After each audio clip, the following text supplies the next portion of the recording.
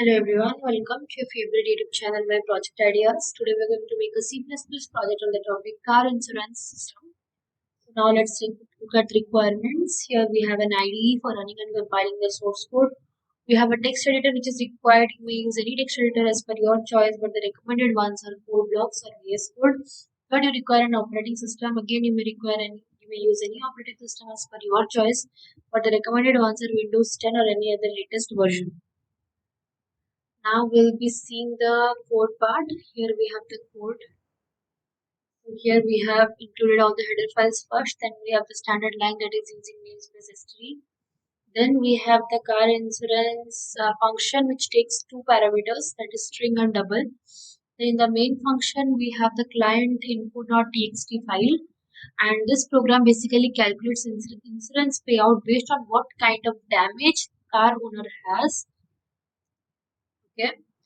Then so it will ask you what kind of damage do you have on your car? Like, is your car on fire? Is it someone has? Is it a account of theft, or someone has stolen it? Is it in a case of vandalism or accidental? And how much is your car net worth? After it asks you to enter your first name, last name, and your policy number. After your policy number, it will ask you to enter the name, policy number, household damage, and insured amount.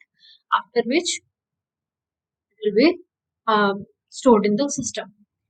Then in this car insurance calculation function, here if your damage type is fire, you have or fire, it will give some percentage of liberation, theft or accidental vandalism. So everything will be covered accordingly.